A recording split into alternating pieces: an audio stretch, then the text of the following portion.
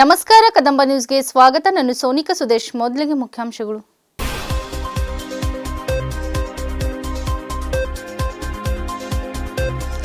ಸಚಿವ ರಹೀಂ ಖಾನ್ ಹಾಗೂ ಶಾಸಕ ಶೈಲೇಂದರ್ ಬೆಲ್ದಾಳೆ ಅವರಿಂದ ವೀರಲೋಕ ಪುಸ್ತಕ ಸಂತೆಗೆ ಚಾಲನೆ.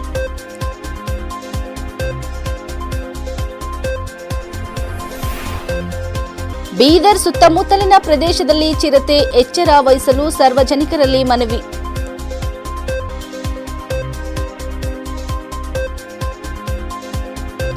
ಮನರೇಗಾ ಹೆಸರು ಸ್ವರೂಪ ಬದಲಾವಣೆಗೆ ವಿರೋಧ, ಬೀದರ್ ಜಿಲ್ಲಾ ಕಾಂಗ್ರೆಸ್ ಪ್ರತಿಭಟನೆ.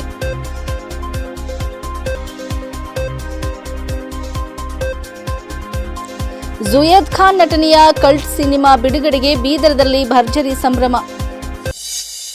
ಸುದ್ದಿಯ ವಿವರಗಳು. ಬೀದರ್ ನಗರದ ಸಾಯಿ ಸ್ಕೂಲ್ ಆವರಣದಲ್ಲಿ ಆಯೋಜಿಸಿದ್ದ ರಾಜ್ಯ ಮಟ್ಟದ ವೀರಲೋಕ ಪುಸ್ತಕ ಸಂತೆ ಕಾರ್ಯಕ್ರಮದಲ್ಲಿ ಶಾಸಕ ಡಾ ಶೈಲೇಂದರ್ ಬೆಲ್ದಾಳೆ ಭಾಗವಹಿಸಿದರು. ಈ ವೇಳೆ ಮಾತನಾಡಿದ ಶಾಸಕರು, ಇಂದಿನ ಡಿಜಿಟಲ್ ಯುಗದಲ್ಲಿಯೂ ಪುಸ್ತಕಗಳ ಮಹತ್ವ ಕಡಿಮೆಯಾಗಿಲ್ಲ. ಪುಸ್ತಕ ಓದುವ ಹವ್ಯಾಸವು ಚಿಂತನ, ವಿವೇಕ, ಶಕ್ತಿ, ಸಂಸ್ಕಾರ ಹಾಗೂ ಸೃಜನಶೀಲತೆಯನ್ನು ಬೆಳೆಸುತ್ತದೆ. ವಿದ್ಯಾರ್ಥಿಗಳು, ಯುವಜನರು ಹಾಗೂ ಸಾರ್ವಜನಿಕರು ಪುಸ್ತಕಗಳನ್ನು ತಮ್ಮ ಜೀವನದ ಅವಿಭಾಜ್ಯ ಭಾಗವಾಗಿಸಿಕೊಂಡು ದಿನನಿತ್ಯ ಓದುವ ಸಂಸ್ಕೃತಿಯನ್ನು ರೂಢಿಸಿಕೊಳ್ಳಬೇಕು. ಇಂತಹ ಪುಸ್ತಕ ಸಂತೆಗಳು ಜ್ಞಾನ ಪರಂಪರೆಯನ್ನು ಮುಂದಿನ ಪೀಳಿಗೆಗೆ ಕೊಂಡೊಯ್ಯುವ ಮಹತ್ವದ ವೇದಿಕೆಗಳಾಗಿವೆ. ಪುಸ್ತಕ ಓದುವ ಹವ್ಯಾಸವು ಜ್ಞಾನವರ್ಧನೆಗೆ ಮಾತ್ರವಲ್ಲದೆ ವ್ಯಕ್ತಿತ್ವ ನಿರ್ಮಾಣಕ್ಕೂ ಅತ್ಯಂತ ಅಗತ್ಯ.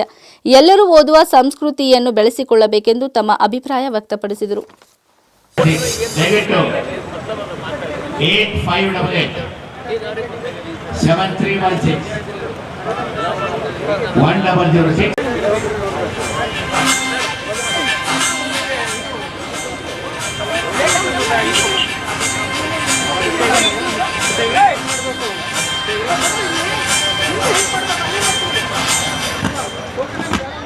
ನಡೆಯುತ್ತೆ ಪುಸ್ತಕಗಳ ಜೊತೆಯಲ್ಲಿ. ಆ ಮೌನ ಸಂವಾದದಲ್ಲಿರುವ ಶಕ್ತಿ, ಅವೇನೋ ಮಾತಾಡುತ್ತೇವೆ ನಮ್ಮ ಜೊತೆಯಲ್ಲಿ. ಈಗಾಗಲೇ ಹೇಳಿದಾಗೆ ಗತಕಾಲವನ್ನು ಕುರಿತು, ವರ್ತಮಾನವನ್ನು ಕುರಿತು, ಕರ್ಣವನ್ನು ಕುರಿತು, ಮರಣವನ್ನು ಕುರಿತು, ಹೂವನ್ನು ಕುರಿತು, ಬಾಂಬನ್ನು ಕುರಿತು, ಇವೆಲ್ಲ ಕುರಿತು ಮಾತಾಡ್ತಾ ಇರುವಾಗ ಅದನ್ನು ಕೇಳಿಸ್ಕೊಳ್ಬೇಕಲ್ಲ ನಾವು. ಆ ಮಾತನ್ನ ಕೇಳಿಸ್ಕೊಳ್ಬೇಕಾದರೆ ಪುಸ್ತಕವನ್ನ ಸರಿಯಾದ ರೀತಿಯಲ್ಲಿ ಪ್ರವೇಶ ಮಾಡಬೇಕು. ನಾವು ನಮ್ಮ ಓದಿನ ಅಭಿರುಚಿ ಬೆಳಿಬೇಕು, ಪುಸ್ತಕದ ಜೊತೆ ಒಂದು ಸ್ನೇಹ ಬೆಳಿಬೇಕು. ಯಾರು ಕಿವಿ ಆಗಬೇಕಾಗಾದ್ರೆ ಅಂದರೆ ನಮ್ಮ ಸಮಾಜ ಪುಸ್ತಕಕ್ಕೆ ಕಿವಿ ಆಗಬೇಕು, ಸರ್ಕಾರ ಕಿವಿ ಆಗಬೇಕು, ಜನರು ಕಿವಿ ಆಗಬೇಕು. ಅಷ್ಟೇ ಅಲ್ಲ, ಎಲ್ಲರೂ ಓದುವ ಕಣ್ಣಾಗಬೇಕು. ಇದು ಮುಖ್ಯವಾಗಿ ಆಗಬೇಕಾಗಿರೋದು ಎಲ್ಲಿಂದ ಆರಂಭ ಆಗಬೇಕು ಅಂದರೆ ಶಿಕ್ಷಣ ಕ್ಷೇತ್ರದಿಂದ ಆರಂಭ ಆಗಬೇಕು. ವಾಸ್ತವವಾಗಿ ಶಿಕ್ಷಣ ಕ್ಷೇತ್ರ ಇದೆಯಲ್ಲ, ಬಹಳ ದೊಡ್ಡ ಕ್ಷೇತ್ರ. ನಮಗೆ ಶಿಕ್ಷಣನೇ ಬರದೇ ಇದ್ರೆ ಓದೋಕ್ಕೆ ಹೇಗೆ ಸಾಧ್ಯ? ಅಕ್ಷರ ಕಲಿದೇ ಇದ್ರೆ ನಾವು ಓದೋಕ್ಕೆ ಹೇಗೆ ಸಾಧ್ಯ? ಆದ್ದರಿಂದ ಶಿಕ್ಷಣ ಕ್ಷೇತ್ರ ಬಹಳ ಮುಖ್ಯವಾದ್ದು. ಪುಸ್ತಕ ಸಂಸ್ಕೃತಿಯನ್ನ ಮತ್ತು ಪುಸ್ತಕೋದ್ಯಮವನ್ನು ಬೆಳೆಸೋದಕ್ಕೆ ಬೇಕಾಗಿರ್ತಕ್ಕಂಥ ಮೂಲ ಬೀಜಗಳನ್ನು ಬಿತ್ತಬೇಕಾಗಿರೋದು ಶಿಕ್ಷಣ ಕ್ಷೇತ್ರ. ಆದರೆ ಆಘಾತಕರವಾದ ಸಂಗತಿ ಅಂತ ಅಂದರೆ ನಮ್ಮ ಸರ್ಕಾರಗಳು ಏನು ಮಾಡ್ತಿವೆ ಅಂದರೆ ಬರವಣಿಗೆಯನ್ನೇ ಕಡಿಮೆ ಮಾಡ್ತಕ್ಕಂಥ ಪರೀಕ್ಷಾ ಪದ್ಧತಿಯನ್ನು ಅನುಸರಿಸ್ತಾ ಇವೆ. ಬರವಣಿಗೆಯೇ ಕಡಿಮೆ, ಬಹಳ ಕಡಿಮೆ ಬರೆದ್ಬಿಟ್ಟು ನೀವು ಪಾಸ್ ಆಗಿಬಿಡ್ಬೋದು. SSLC ನಲ್ಲಿ ಬಹಳ ಹೆಚ್ಚು ಫಲಿತಾಂಶವನ್ನು ಪಡೆದ್ವಿ, ನೋಡಿ ನಮ್ಮ ಸರ್ಕಾರ ಎಷ್ಟು ಸಾಧನೆ ಮಾಡಿದೆ ಅಂತ ಹೇಳ್ಕೊಳ್ಳೋ ಭ್ರಮೆಯಲ್ಲಿ ಏನ್ ಮಾಡ್ತಾರೆ ಅಂತ ಅಂದ್ರೆ, ಈ ಆಂತರಿಕ ಮೌಲ್ಯಮಾಪನಕ್ಕೆ 20 ಅಂಕವನ್ನ ಇಟ್ಟು ಇನ್ನು 13 ಅಂಕ ಪಡೆದ್ರೂ ಪಾಸ್ ಆಗ್ಬಹುದು ಅನ್ನೋಂಥ ಪರೀಕ್ಷಾ ಪದ್ಧತಿಯನ್ನ ತರಕ್ಕೆ ಹೊರಟಿದಾರಲ್ಲ, ಇದು ಪುಸ್ತಕ ಸಂಸ್ಕೃತಿಯನ್ನು ಎಲ್ಲಿ ಬೆಳೆಸುತ್ತೆ? ಓದಿನ ಅಭಿರುಚಿ ಎಲ್ಲಿ ಬೆಳೆಸುತ್ತೆ? ಮಕ್ಕಳು ಮೊದಲು ಓದೋದನ್ನು ಕಲಿಬೇಕು, ಬರೆಯೋದನ್ನು ಕಲಿಬೇಕು. ಆ ಒಂದು ಸಂಸ್ಕೃತಿ ಶುರುವಾಗಬೇಕಾದ್ರೆ ಶಿಕ್ಷಣ ಕ್ಷೇತ್ರದಿಂದ ಶುರುವಾಗಬೇಕು.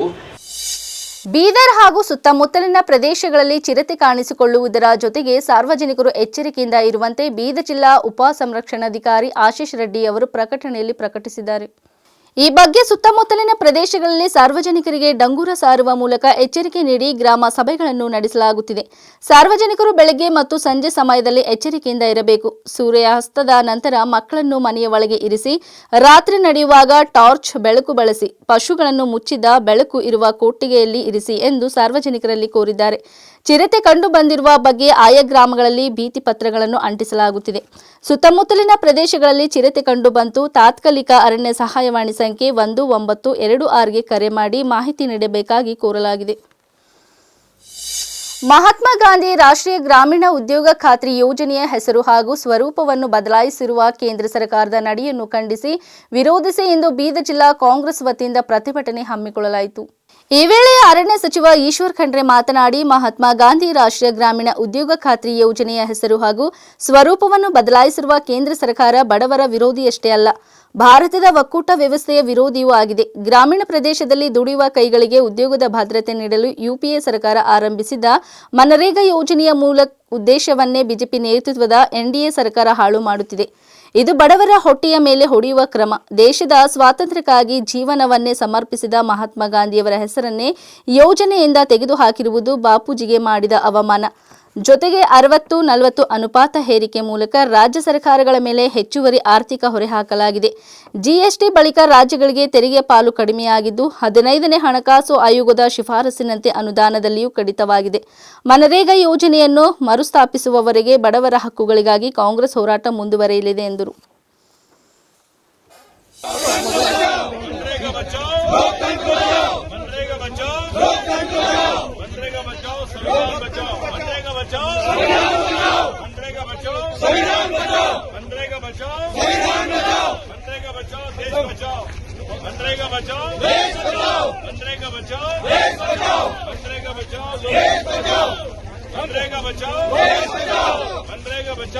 ವಿರೋಧಿ ಕೇಂದ್ರದ ಬಿಜೆಪಿ ಸರ್ಕಾರಕ್ಕೆ, ಮಕ್ಕಳ ವಿರೋಧಿ ಕೇಂದ್ರದ ಬಿಜೆಪಿ ಸರ್ಕಾರಕ್ಕೆ, ವಿರೋಧಿ ಕೇಂದ್ರದ ಬಿಜೆಪಿ ಸರ್ಕಾರಕ್ಕೆ. ನಮ್ಗೆಲ್ಲ ಗೊತ್ತಿದೆ, ಕೇಂದ್ರದ ಬಿಜೆಪಿ ಸರ್ಕಾರ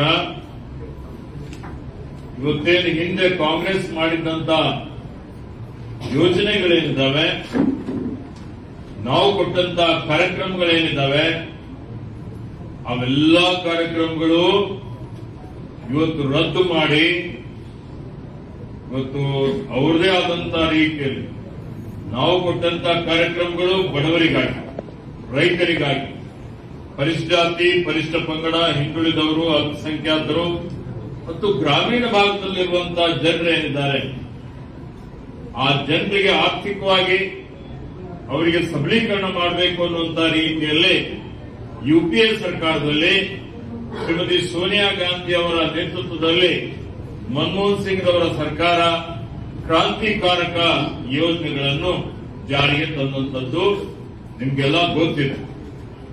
ಈ ಯೋಜನೆಗಳಲ್ಲಿ ಒಂದು ಯಾವುದಪ್ಪ ಅತ್ಯಂತ ಪ್ರಮುಖವಾದಂಥದ್ದು ಗ್ರಾಮೀಣ ಭಾಗದ ಜನರಿಗೆ ಉದ್ಯೋಗ ಸೃಷ್ಟಿ ಮಾಡುವಂತದ್ದು ಅಂತ ಹೇಳಿದ್ರೆ ನರೇಗಾ ಪ್ರಾರಂಭ ಆಗಿದೆ 2005ರಲ್ಲಿ.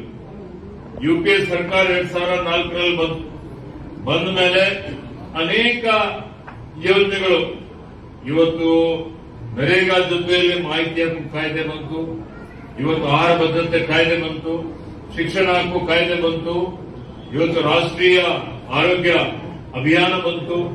ಅಂದ್ರೆ ಇವೆಲ್ಲ ಕಾರ್ಯಕ್ರಮಗಳಿಂದ ಇಡೀ ದೇಶದಾದ್ಯಂತ ಇವತ್ತು ಎಲ್ರಿಗೂ ಯಾರು ಹಸಿವಿನಿಂದ ಸಾಯ್ತಾ ಇಲ್ಲ ಅಂತ ಹೇಳಿದ್ರೆ ಇವತ್ತು ಆಹಾರ ಭದ್ರತೆ ಕಾಯ್ದೆ ಬಂದ ಕಾರಣ. ಫ್ರೀಯಾಗಿ ಏನು ಅಕ್ಕಿ ಕೊಡ್ತಾ ಇದ್ದೀವಿ, ಏನ್ ಇವತ್ತು ರೇಷನ್ ಸಿಗ್ತಾ ಇದೆ ದೇಶದ ಜನರಿಗೆ, ಅದು ಸೋನಿಯಾ ಗಾಂಧಿ ಕಾಂಗ್ರೆಸ್ ಪಕ್ಷ ಮನಮೋಹನ್ ಸಿಂಗ್ ಅವರಿದ್ದಾಗ ಅವರು ₹3 ಕಿಲೋ ಅಕ್ಕಿ, ₹2 ಕಿಲೋ ಗೋಧಿ ಅಂತ ಅವಾಗ ಕಾಯ್ದೆ ಮಾಡಿದ ಕಾರಣ ಈ ದೇಶದ 80% ಜನರಿಗೆ, ಯಾರು ಕಡು ಬಡವರು ಹಿಡ್ಕೊಂಡು ಮಧ್ಯಮ ವರ್ಗದ ಜನರಿಗೂ ಸೇರಿಸಿ ಎಲ್ರಿಗೂ ಸಮಾನವಾಗಿ ಕೊಡುವಂಥದ್ದು. ಅದೇ ಅಕ್ಕಿ ನಾವು ₹25-26 ಕಿಲೋ ಸಿಗೋದು, ಕೇಂದ್ರ ಸರ್ಕಾರ ನಮಗೆ ₹3 ಕಿಲೋ ಕೊಡ್ತಿದ್ದು. ನಮ್ಮ ಸನ್ಮಾನ್ಯ ಮುಖ್ಯಮಂತ್ರಿಗಳಾದಂತಹ ಸಿದ್ದರಾಮಯ್ಯನವರು ಫ್ರೀ ಕೊಡಬೇಕು ಅಂತ ಹೇಳಿ ಆ ₹3 ನಾವು ರಾಜ್ಯ ಸರ್ಕಾರದಿಂದ ಕೊಟ್ಟು ಫ್ರೀ ಆಗಿ ಕೊಟ್ಟಂತದ್ದು. ಅಂದ್ರೆ ಮುಖ್ಯ ಇದು ಆಹಾರ ಭದ್ರತೆ ಯೋಜನೆ. ಅದೇ ರೀತಿಯಲ್ಲಿ ಅನೇಕ ಕಾರ್ಯಕ್ರಮಗಳು. ಉದ್ಯೋಗ ಖಾತ್ರಿ ಮಾಡಿದ ಉದ್ದೇಶ ಏನಪ್ಪಾ ನಿಮ್ಗೆಲ್ಲ ಗೊತ್ತಿದೆ. ನಾವೆಲ್ಲ ರೈತರೇ ಇದ್ದೀವಿ. ಕಳೆ ತೆಗಿಲಿಕ್ಕೆ ಮಹಿಳೆಯರು ಬಂದ್ರೆ ಅವ್ರಿಗೆ ₹20, ₹40, ₹50 ಅವರೇ ಉದ್ಯೋಗ ಹಚ್ಕೊಂಡು ಬರ್ತಾ ಇದ್ರು. ಇವತ್ತು ಅವ್ರಿಗೆ ಸರಿಯಾದ ಸಮಯಕ್ಕೆ ಅವ್ರಿಗೆ ಯಾವುದೇ ರೀತಿಯ ವೇಜಸ್ ಅಂತಿವೆ, ನಾವ್ಗೆ ಕೂಲಿ ಏನು ಕೊಡ್ತಾ ಇದ್ದೀವಿ, ಕನಿಷ್ಠ ಕೂಲಿ ಇತ್ತು ಅವರಿಗೆ. ರಾಜ್ಯದ ಪ್ರಭಾವಿ ಸಚಿವರಾದ ಜಮೀರ್ ಅಹಮದ್ ಖಾನ್ ಅವರ ಪುತ್ರ ಜುಯದ್ ಖಾನ್ ನಟನೆಯ ಕಲ್ಟ್ ಸಿನಿಮಾ ನಿನ್ನೆ ಬಿಡುಗಡೆ ಕಂಡಿತು. ಬೀದರ್ ನಗರದ ಸಪ್ನಾ ಥಿಯೇಟರ್ನಲ್ಲಿ ಬಿಡುಗಡೆಗೊಂಡ ಈ ಸಿನಿಮಾ ವೀಕ್ಷಿಸಲು ಅಭಿಮಾನಿಗಳ ದಂಡು ಆಗಮಿಸಿತು. ಸಿನಿಮಾ ಬಿಡುಗಡೆಗೂ ಮುನ್ನ ನಾಯಕ ನಟ ಜುಯದ್ ಖಾನ್ ಅವರ ಕಟೌಟ್ಗೆ ಅಭಿಮಾನಿಗಳು ಹಾಲಿನ ಅಭಿಷೇಕ ನೆರವೇರಿಸಿದರು. ಜೊತೆಗೆ ಬೈಕ್ ಮೇಲೆ ಕೇಕ್ ಕಟ್ ಮಾಡುವುದರ ಮುಖಾಂತರ ಪರಸ್ಪರ ಸಿಹಿ ತಿಂದು ಸಂತಸ ಮತ್ತು ಸಂಭ್ರಮ ವ್ಯಕ್ತಪಡಿಸಿದರು. ಈ ಕುರಿತು ಮಾತನಾಡಿದ ಇಮ್ರಾನ್ ಖಾನ್ ಅವರು, ಈ ಚಿತ್ರ ಉತ್ತಮವಾಗಿ ಮೂಡಿಬಂದಿದೆ. ಲವ್ ಸ್ಟೋರಿ ಹಾಗೂ ವಿವಿಧ ಸನ್ನಿವೇಶಗಳನ್ನು ಹೊಂದಿದ ಈ ಕನ್ನಡ ಸಿನಿಮಾ ಕನಿಷ್ಠ 100 ದಿವಸಗಳ ಕಾಲ ಓಡುವ ಭರವಸೆ ನಮಗಿದೆ. ಹೀಗಾಗಿ ಜಿಲ್ಲೆಯ ಜನತೆ ಕುಟುಂಬ ಸಮೇತರಾಗಿ ಆಗಮಿಸಿ ಸಿನಿಮಾ ವೀಕ್ಷಿಸಿ ಪ್ರೋತ್ಸಾಹಿಸಬೇಕೆಂದು ಬೀದರ್ ಜಿಲ್ಲೆಯ ಜನರಲ್ಲಿ ಮನವಿ ಮಾಡಿಕೊಂಡರು. ಕನ್ನಡ ಪರ ಸಂಘಟನೆಗಳ ಪ್ರಮುಖರು ಹಾಗೂ ವಿವಿಧ ಕಡೆಗಳಿಂದ ಆಗಮಿಸಿದ ಅಭಿಮಾನಿ ಯುವಕರು ಈ ಸಂದರ್ಭದಲ್ಲಿ ಉಪಸ್ಥಿತರಿದ್ದರು. ಕಲ್ಟ್ ಸಿನಿಮಾ ಇದು ಎಲ್ಲರನ್ನೂ ಆಕರ್ಷಿಸುವ ಸಿನಿಮಾ ಆಗಿದೆ. ಪ್ರಪ್ರಥಮವಾಗಿ ಜುಯದ್ ಖಾನ್ ಅವರು ಈ ಚಿತ್ರದಲ್ಲಿ ನಾಯಕ ನಟನಾಗಿ ನಟಿಸಿದ್ದಾರೆ. ಅವರ ಮುಂದಿನ ಕನ್ನಡ ಚಿತ್ರರಂಗದ ಪಯಣ ಸುಗಮವಾಗಿ ಸಾಗಲಿ. ಕನ್ನಡ ಚಿತ್ರರಂಗದಲ್ಲಿ ಅವರಿಗೆ ಯಶಸ್ಸು ಸಿಗಲೆಂದು ನಾವು ನೀವೆಲ್ಲರೂ ಶುಭ ಹಾರೈಸೋಣ ಎಂದು ತಿಳಿಸಿದರು. ಇದೇ ವೇಳೆ ಫಿರೋಜ್ ಖಾನ್ ಅವರ ಸ್ನೇಹಿತರು, ಅಭಿಮಾನಿಗಳು ಹಾಗೂ ಯುವಕರ ದಂಡು ಚಿತ್ರಮಂದಿರದ ಕಡೆಗೆ ಆಗಮಿಸಿ ಸಿನಿಮಾ ಬಿಡುಗಡೆ ಸಂದರ್ಭದಲ್ಲಿ ಉಪಸ್ಥಿತರಿದ್ದರು.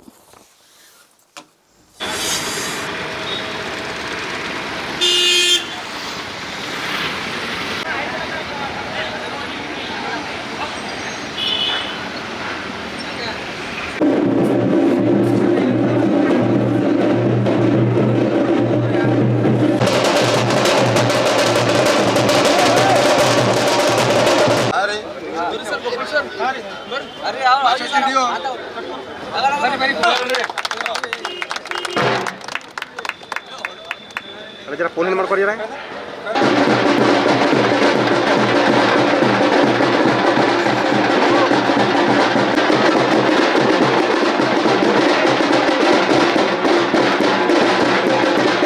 ಇಂದು ಕಲ್ಟ್ ಚಿತ್ರ ಬಿಡುಗಡೆ ಆಗಿದೆ. ನಮ್ಮ ಸಮಸ್ತ ಬೀದರ್ ಜಿಲ್ಲೆಯ ಜನತೆಗೆ ಮನವಿ ಮಾಡ್ಕೊಂಡು ತಾವೆಲ್ಲೂ ಬಂದು ನೋಡಿ ಈ ಸಿನಿಮಾವನ್ನು ಶುಭ ಹಾರೈಸಿ ಎಂದು ತಮ್ಮಲ್ಲಿ ಮನವಿ ಮಾಡ್ಕೊಡ್ತೀನಿ. ಇವತ್ತು ಕಲ್ಟ್ ಮೂವಿ ಏನು ರಿಲೀಸಿಗಿದೆ. ಸೊ ಒಳ್ಳೆ ಮೂವಿ. ಜಯದ್ ಖಾನ್ ಅವರು ಇದರಲ್ಲಿ ಅತಿ ಉತ್ತಮವಾದಂಥ ಆ್ಯಕ್ಟಿಂಗ್ ಮಾಡಿದ್ದಾರೆ. ಸೊ ದಯವಿಟ್ಟು ಬೀದರ್ ಜಿಲ್ಲೆಯ ಎಲ್ಲ ನಮ್ಮ ಜಯದ್ ಖಾನ್ ಅಭಿಮಾನಿಗಳ ಬಳಗ ದಯವಿಟ್ಟು ಎಲ್ಲರೂ ನೋಡ್ಬೇಕಂತೇಳಿ ಮೂವಿ ನಾನು ರಿಕ್ವೆಸ್ಟ್ ಮಾಡ್ತೀನಿ. ಹಾಗೆ ಈ ಮೂವಿಯಲ್ಲಿ ಅತಿ ಉತ್ತಮವಾದಂಥ ಏನಂತಂದರೆ ಮುಂದೆ ಫ್ಯೂಚರ್ನಲ್ಲಿ ಹುಡುಗರು ಯಾವ ಥರ ಇರಬೇಕು, ಸೊ ಇದು ಯಾವುದೇ ಒಂದು ಕೆಟ್ಟ ಚಟಗಳಿಗೆ ಇದು ಆಗಬಾರ್ದು ಅಂಥೇಳಿ ಇದರಲ್ಲಿ ಇದೆ ಅಂಥೇಳಿ ನಾನು ಅನ್ಕೋತೀನಿ. ಸೊ ದಯವಿಟ್ಟು ಎಲ್ಲರೂ ಈ ಮೂವಿ ನೋಡಬೇಕು. ಈ ಮೂವಿ 100% ಇದು ಓಡುತ್ತೆ ಅಂಥೇಳಿ ನಮಗೆ ವಿಶ್ವಾಸ ಇದೆ. ಸೊ ಜಯದ್ ಖಾನ್ ಅವರ ಅಭಿಮಾನಿ ಬಳಗ ವತಿಯಿಂದ ಇವತ್ತು ನಾವು ಹಾರೈಸುತ್ತೇವೆ. ಕರ್ನಾಟಕ ರಕ್ಷಣಾ ವೇದಿಕೆ ಜಿಲ್ಲಾಧ್ಯಕ್ಷ, ಕಾವಲಪಡೆ ಜಿಲ್ಲಾಧ್ಯಕ್ಷರು. ಕಂಟ್ ಮೂವಿ ನಮ್ಮದು ಜಯದ್ ಖಾನ್ ಸರ್ದು ಮೂವಿ ನಮ್ಮದು ಕನ್ನಡ ಪರ ಸಂಘಟನೆದವ್ರು ಎಲ್ಲರೂ ನೋಡ್ಯಾರ ಮೂವಿ. ಬಟ್ ನಿನ್ನ ರಾತ್ರಿ ಬೆಂಗಳೂರ್ದಾಗ ನೋಡ್ಯಾರ. ಬಟ್ ಸೂಪರ್ ಡೂಪರ್ ಹಿಟ್ ಅದಂತ ನಮ್ಮ ಬೀದರ್ದಾಗ ಎಲ್ಲ ನಮ್ಮ ಅಣ್ಣ ತಮ್ಮದಿರು, ನಮ್ಮದು ಫಿರೋಜ್ ಖಾನ್ ಸರ್ ಕಾರ್ಯಕರ್ತರು ಮತ್ತು ಎಲ್ಲರೂ ಮೂವಿ ನೋಡ್ಬೇಕಂತ ನಮ್ದೆಲ್ಲ ಆಸೆ ಇದೆ. ನಿಮ್ಮ ನೋಡ್ರಿ 100% ಪಿಕ್ಚರ್ ಸೂಪರ್ 100 ಡೇಸ್ ಓಡ್ದ ಪಿಕ್ಚರು. ಕಂಟ್ ಮೂವಿ ಪಿಕ್ಚರ್ದಾಗ ಹಿಂಗದ ಅಂತಂದ್ರು ಒಂದು ಲವ್ ಸ್ಟೋರಿನೇ ಕೊಟ್ರ ಮನುಷ್ಯ ಮುಂದೆ ಫ್ಯೂಚರ್ದಾಗ ಹೆಂಗೆ ಹೋಯ್ತಾನ ಅದ್ರಾಗೂ ಅದರ ಸ್ಟೋರಿ ಅದ. ಬಟ್ ಈ ಫಿಲಿಮ್ದು 100% ನಾ ಹೇಳ್ತೀನಿ 100% ಓಡ್ತದೆ ಫಿಲಿಮ್. ನಾ ಇವತ್ತು ನೋಡೋದಿನ ಪಿಕ್ಚರು ನಾ ಅಭಿಮಾನಿಯಿಂದ ಬಂದಿನ ಸಾಬ್ರಿ. ನಮ್ಮ ಕನ್ನಡ ಹುಲಿ ಅದದು ಅಂತ ನಮ್ದು ಇಟೆ ಆಸೆ ಇದೆ. ಅಖಿಲ ಕರ್ನಾಟಕ ದಳಪತಿ ದರ್ಶನ್ ಅವರು ಅಭಿಮಾನಿ ನಾನು. ಕಲ್ಟ್ ಮೂವಿ ನಮ್ಮ ಬಾಸ್ ಇದ್ದಾರೆ ಅಂಥೇಳಿ ಅದರಲ್ಲಿ ನಮ್ಮ ಬಾಸ್ಗೋಸ್ಕರ ಇವ್ರಿಗೆ ಸಪೋರ್ಟ್ ಮಾಡ್ತಾ ಇದ್ದೀವಿ. ಇದರಲ್ಲಿ 100 ಡೇಸ್ ಪಕ್ಕ ಓಡುತ್ತೆ ಅಂತ ನಮಗೆ ಯಶಸ್ವಿ ಇದೆ. ಬೀದರಲ್ಲಿ 100 ಡೇಸ್ ಓಡುತ್ತೆ. ನಾನು ದಿಲೀಪ್ ರೇಖೆ ಅಂತ ಮಾನಾಯಕ ರಕ್ಷಣಾ ವೇದಿಕೆಯ ಜಿಲ್ಲಾ ಉಪಾಧ್ಯಕ್ಷನಾಗಿ ನಾವು ಕಲ್ಟ್ ಮೂವಿಗೆ ಸಪೋರ್ಟ್ ಮಾಡಕ್ಕೆ ಬಂದಿದ್ದೀವಿ. ಇವತ್ತು ಮೊಟ್ಟ ಮೊದಲನೇ ಬಾರಿಗೆ ಜಯದ್ ಖಾನ್ ಸಾಹೇಬರು ಕಲ್ಟ್ ಮೂವಿಯ ಮುಖಾಂತರವಾಗಿ ಕನ್ನಡ ಚಿತ್ರರಂಗದಲ್ಲಿ ಕಾಲಿಟ್ಟಿದ್ದಾರೆ. ಹಾಗೂ ಇಮ್ರಾನ್ ಖಾನ್ ಅವರು ಎಲ್ಲ ಜೊತೆ ಸಪೋರ್ಟ್ ಮಾಡಿದ್ದಾರೆ. ನಾವೆಲ್ಲ ಬೀದರ್ ಜಿಲ್ಲೆಯಿಂದ ಅವ್ರ ಅಭಿಮಾನಿಗಳಾಗಿ ನಾವು ಬೀದರ್ ಜಿಲ್ಲೆಗೆ ತುಂಬ ಶತಮಾನೋತ್ಸವ ಈ ಫಿಲಿಮ್ ಆಗಬೇಕು ಅಂತ ಎಲ್ಲರೂ ನಾವು ಅಭಿಮಾನಿಗಳು ಇವತ್ತು ಕಾಯ್ತಾ ಇದ್ದೀವಿ. ಹಾಗಾಗಿ ಕರ್ನಾಟಕ ಚಿತ್ರರಂಗದಲ್ಲಿ ಮೊದಲನೇ ಬಾರಿಗೆ ಜೈದ್ ಖಾನ್ ಸಾಬರು ಬಂದಿದ್ದಾರೆ. ಈ ಒಂದು ಫಿಲಿಮ್ ಅವ್ರನ್ನ ಸಕ್ಸಸ್ ಮಾಡೋದರ ಮುಖಾಂತರ ಅವರ ಹೆಜ್ಜೆ ಬಹಳ ಸೂಪರ್ ಆಗಿ ಮತ್ತು ಸಕ್ಸಸ್ ಆಗಿ ಆಗಲಿ ಅಂತ ಹೇಳ್ತಾ ನಾವು ಆ ಫಿಲಿಮ್ಗೆ ನಾವು ಅಭಿನಂದನೆ ಸಲ್ಲಿಸ್ತೀವಿ. ಹಾಗೂ ನಾವು ಡಿ ಬಾಸ್ ಅಭಿಮಾನಿಗಳ ಒಂದು ಬಳಗದ ನಾನು ಅಭಿಮಾನಿ ಇದ್ದೀನಿ. ಅದೇ ರೀತಿಯಾಗಿ ಈ ಸಿನಿಮಾದ ಸಕ್ಸಸ್ಗೆ ನಮ್ಮ ಡಿ ಬಾಸ್ ಕಾರಣ ಆಗ್ತಾರೆ, ಡಿ ಬಾಸ್ ಅಭಿಮಾನಿಗಳು ಕಾರಣ ಆಗ್ತಾರೆ ಅಂತ ಹೇಳ್ತಾ ಇಲ್ಲಿಗೆ ನಾನು ಮಾತು ಮುಗಿಸ್ತೀನಿ. ಅಖಿಲ ಭಾರತ ಮಟ್ಟದಲ್ಲಿ ನಡೆದ ಪ್ರತಿಷ್ಠಿತ NEET super speciality NEET SS ಪರೀಕ್ಷೆಯಲ್ಲಿ ಬೀದರ್ ಮೂಲದ ಡಾಕ್ಟರ್ ಬಸವ ಕಿರಣ್ ರಾಜೇಂದರ್ ಜೊನ್ನೆಕೇರಿ ಅವರು 382ನೇ ರ್ಯಾಂಕ್ ಪಡೆದು ರಾಜ್ಯಕ್ಕೂ ಜಿಲ್ಲೆಗೂ ಹೆಮ್ಮೆ ತಂದಿದ್ದಾರೆ. ಡಾಕ್ಟರ್ ಬಸವ ಕಿರಣ್ ಅವರು ತಮ್ಮ ಪ್ರಾಥಮಿಕ ಶಿಕ್ಷಣವನ್ನು ಬೀದರ್ನ ಮಿಲೆನಿಯಂ ಪಬ್ಲಿಕ್ ಶಾಲೆಯಲ್ಲಿ ಪ್ರೌಢಶಾಲಾ ಶಿಕ್ಷಣವನ್ನು ಕರ್ನಾಟಕ ಪಬ್ಲಿಕ್ ಶಾಲೆ ಪೂರ್ಣಗೊಳಿಸಿದ್ದಾರೆ. ನಂತರ ಭಾಲ್ಕಿ ತಾಲೂಕಿನ ಕರಡಾಳದಲ್ಲಿರುವ ಶ್ರೀ ಚನ್ನಬಸವ ಗುರುಕುಲದಲ್ಲಿ ಪಿಯುಸಿ ಓದಿ ಕಲಬುರಗಿಯ ಮಹದೇವಪ್ಪ ರಾಂಪುರೆ ವೈದ್ಯಕೀಯ ಮಹಾವಿದ್ಯಾಲಯದಲ್ಲಿ ಎಂಬಿಬಿಎಸ್ ಪದವಿಯನ್ನು ಪಡೆದಿದ್ದಾರೆ. ಮುಂದೆ ದಾವಣಗೆರೆಯ ಜೆಜೆಎಂ ವೈದ್ಯಕೀಯ ಮಹಾವಿದ್ಯಾಲಯದಲ್ಲಿ ಜನರಲ್ ಮೆಡಿಸಿನ್ ವಿಭಾಗದಲ್ಲಿ ಸ್ನಾತಕೋತ್ತರ ಪದವಿಯನ್ನು ಅತ್ಯುನ್ನತ ಶ್ರೇಣಿಯಲ್ಲಿ ಪೂರ್ಣಗೊಳಿಸಿರುವ ಅವರು ಇದೀಗ ನೀಟ್ ಸೂಪರ್ ಸ್ಪೆಷಾಲಿಟಿ ಪರೀಕ್ಷೆಯಲ್ಲಿ 382ನೇ ರ್ಯಾಂಕ್ ಗಳಿಸಿ ವಿಶೇಷ ಸಾಧನೆ ಮಾಡಿದ್ದಾರೆ. ಈ ಸಾಧನೆಗೆ ಹಿರೇಮಠ ಸಂಸ್ಥಾನದ ಪೀಠಾಧಿಪತಿಗಳಾದ ಶ್ರೀ ಗುರುಬಸವ ಪಟ್ಟದೇವರು ಹಾಗೂ ನಾಡೋಜ ಡಾಕ್ಟರ್ ಬಸವಲಿಂಗ ಪಟ್ಟದೇವರು ಹರ್ಷ ವ್ಯಕ್ತಪಡಿಸಿ ಯುವ ವೈದ್ಯರಿಗೆ ಆಶೀರ್ವಾದ ಸಲ್ಲಿಸಿದ್ದಾರೆ. ಕರ್ಡಾಳ್ ಗುರುಕುಲ್ ಪ್ರಾಚಾರ್ಯ ಬಸವರಾಜ್ ಮೊಳಕೇರಿ ಅವರು ವಿದ್ಯಾರ್ಥಿಯ ಶ್ರಮ ಮತ್ತು ಬದ್ಧತೆಯನ್ನು ಶ್ಲಾಘಿಸಿದರೆ ಆಡಳಿತಾಧಿಕಾರಿ ಮೋಹನ್ ರೆಡ್ಡಿ ಅವರು ಡಾಕ್ಟರ್ ಬಸವ ಕಿರಣ್ ಅವರಿಗೆ ಹಾರ್ದಿಕ ಅಭಿನಂದನೆ ಸಲ್ಲಿಸಿದ್ದಾರೆ. ಇಂದು ಬೀದರ್ನಲ್ಲಿ ಬಿಜೆಪಿ ಯುವ ಮೋರ್ಚಾ ಜಿಲ್ಲಾ ವತಿಯಿಂದ ಅಂಬೇಡ್ಕರ್ ವೃತ್ತದಲ್ಲಿ ಪ್ರತಿಭಟನೆ ಹಮ್ಮಿಕೊಳ್ಳಲಾಗಿತ್ತು. ಕರ್ನಾಟಕದಲ್ಲಿ ಕಾಂಗ್ರೆಸ್ ಸರ್ಕಾರ ಬಂದಿನಿಂದ ಗುಂಡ ರಾಜ್ಯವಾಗಿ ಮಾರ್ಪಡವಾಗಿದೆ. ಕರ್ನಾಟಕ ರಾಜ್ಯದ ಗೌರವಾನ್ವಿತ ರಾಜ್ಯಪಾಲರನ್ನು ವಿಧಾನಸೌಧದಲ್ಲಿ ಭಾಷಣದ ನಂತರ ಅಡ್ಡಗಟ್ಟಿ ತಡೆದು ಗೌಂಡಗಿರಿ ಮೆರೆದು ಹಲ್ಲೆ ಮಾಡಲಿಕ್ಕೆ ಹೊರಟ ಬಿಕೆ ಹರಿಪ್ರಸಾದ್ ಮತ್ತು ಶಾಸಕರಾದ ಬಾಲಕೃಷ್ಣ, ಶರತ್ ಬಚ್ಚೇಗೌಡ, ಪ್ರದೀಪ್ ಈಶ್ವರ್ ಇವರೆಲ್ಲರೂ ವಿಧಾನಸಭೆಯಿಂದ ವಜಾಗೊಳಿಸಿ ಸಸ್ಪೆಂಡ್ ಮಾಡಿ ಎಂದು ಬಿಜೆಪಿ ಯುವ ಮೋರ್ಚಾ ಜಿಲ್ಲಾ ಘಟಕ ವತಿಯಿಂದ ಪ್ರತಿಭಟನೆ ಮಾಡಲಾಯಿತು. ಈ ಸಂದರ್ಭದಲ್ಲಿ ಸಂತೋಷ್ ರೆಡ್ಡಿ ಜಿಲ್ಲಾಧ್ಯಕ್ಷರು, ಬಿಜೆಪಿ ಯುವ ಮೋರ್ಚಾ ಬೀದರ್ ಕೇಂದ್ರದ ಮಾಜಿ ಸಚಿವರು, ಮಾಜಿ ಸಂಸದರು ಭಗವಂತ್ ಖೂಬಾ, ಗುರುನಾಥ್ ಜಾಂತಿಕರ್ ನಗರ ಅಧ್ಯಕ್ಷರು, ಶಶಿಧರ್ ಹೊಸಳ್ಳಿ ಗ್ರಾಮಾಂತರ ಅಧ್ಯಕ್ಷರು, ದೀಪಕ್ ಗಾದ್ಗಿ, ಅಶೋಕ್ ಹೊಕ್ರಣ, ಸುಭಾಷ್ ಮಡಿವಾಳ, ಯುವ ಮೋರ್ಚಾದ ಪ್ರಧಾನ ಕಾರ್ಯದರ್ಶಿ ವೀರಸ್ವಾಮಿ, ರೋಷನ್ ವರ್ಮಾ, ನಿತಿನ್ ನವಲ್ಕಲಿ, ಗಣೇಶ್ ಭೋಸಲೆ, ಸುನಿಲ್ ಗೌಳೆ, ಮೃತ್ಯುಂಜಯ ಬಿರದರ್, ವಿಜಯಕುಮಾರ್ ಹೆಗ್ಗೆ, ಬಸವರಾಜ್ ಬಂಬಳಗಿ, ಸಂಗಮೇಶ್ ಪಾಟೀಲ್, ಸುರೇಂದರ್ ಕುಲಕರ್ಣಿ, ಶರಣು ಸಿದ್ವರ್, ಸತೀಶ್ ಶೆಟ್ಟಿಗೊಂಡ, ಸಂಗಮೇಶ್ ಹುಮ್ನಾಬಾದೆ, ಡಾಕ್ಟರ್ ಜಗದೀಶ್ ಬೋರೆ, ಶಿವಕುಮಾರ್ ಸುಲ್ತಾನ್ಪುರ್, ಸಂತೋಷ್ ಬಿರದರ್, ಪುಷ್ಪಕ್ ಜಾಧವ್, ಮೋರ್ಚಾದ ಎಲ್ಲ ಪದಾಧಿಕಾರಿಗಳು, ನಗರದ ಎಲ್ಲ ಪದಾಧಿಕಾರಿ, ಗ್ರಾಮಾಂತರ ಮತ್ತು ದಕ್ಷಿಣ ಮಂಡಲದ ಎಲ್ಲ ಪಕ್ಷದ ಮುಖಂಡರು, ಪದಾಧಿಕಾರಿಗಳು, ಕಾರ್ಯಕರ್ತಗಳು ಉಪಸ್ಥಿತರಿದ್ದರು.